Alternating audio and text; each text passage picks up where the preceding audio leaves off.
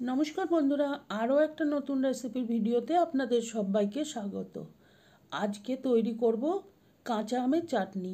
এই সময় বাজারে কাঁচা আম আসতে আরম্ভ হয়েছে, আর এই রকম চাটনিটা খেতে কিন্তু দারুণ ভালো লাগে। তো আসুন দেখে নিই রেসিপিটা। কড়াইতে সর্ষের তেল গরম করে 2টো শুকনো লঙ্কা আর হাফ চামচ 5 ফোড়ন দিয়েছি। শুকনো লঙ্কা আর ফোড়নটা সুন্দর ভাজা হয়ে যাবে আর দারুণ গন্ধ বেরিয়ে যাবে, তখন কাঁচা আমগুলো দিয়ে দিয়েছি। আর কাঁচা আমগুলো কিন্তু আমি আগে কেটে বেশ কিছুক্ষণ জলে ভিজিয়ে রেখেছিলাম, যাতে করে সমস্ত কষটা বেরিয়ে যায়, নাহলে কিন্তু একটু তিতকুটে লাগতে পারে। আর আমের খোসা ছাড়াইনি আমি। আমটা ভালো করে ভেজে নেব। দিয়ে দিচ্ছি কিছুটা হলুদ আর লবণ।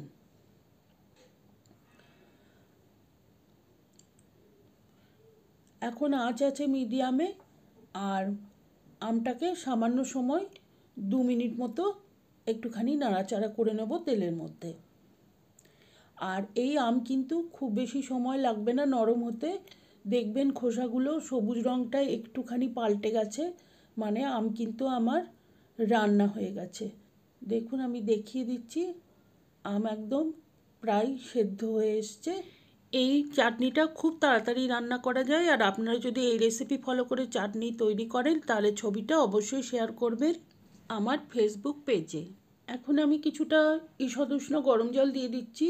গরম জলটা দিলে রান্নার স্বাদও ভালো হয় আর টাইমটাও কম লাগে। আর ভালো করে এটাকে ফুটিয়ে নেব। যেহেতু গরম জল ব্যবহার করেছিলাম, খুব অল্প সময়েই ঝোলটা ফুটতে আরম্ভ করেছে। এখন আমি দিয়ে দেবো আন্দাজ মতো গুড়। আপনারা এই জায়গায় চিনিও ব্যবহার করতে পারেন, আর আমটা যেরকম টক বা আপনারা যেরকম মিষ্টি খাবেন সেই অনুযায়ী চিনি বা গুড়ের পরিমাণটা কম বেশি হতে পারে। গুড়টাকে ভালো করে গলে যাওয়া পর্যন্ত ওয়েট করব। আর আঁচ কিন্তু এখন মিডিয়ামেই আছে। গুড় গলে যাওয়ার পরে আমি 1 চা চামচ মতো ভাজা মশলা দিয়ে দিচ্ছি। এই ভাজা মশলাটা আমি 1 চামচ 5 ফোড়ন, 1 চামচ জিরে, 1 চামচ মৌরি আর 2টো শুকনো লঙ্কা সামান্য একটুখানি ড্রাই রোস্ট করে নিয়ে গুঁড়ো করে রেখেছিলাম, সেখান থেকে 1 চামচ দিলাম। মশলা দিয়ে ভালো করে মিশিয়ে ঢাকনা দিয়ে গ্যাসটা অফ করে দিয়েছি। আর 10 মিনিট স্ট্যান্ডিং টাইম দেওয়ার পরেই পরিবেশন করতে পারবো। তবে এই চাটনিটা ঠান্ডা ঠান্ডা খেতেই ভালো লাগে। তো বাড়িতে আপনারা অবশ্যই ট্রাই করবেন, কমেন্ট করে জানাবেন কেমন লাগলো। আর রেসিপিটা ভালো লাগলে please like, share and subscribe my channel.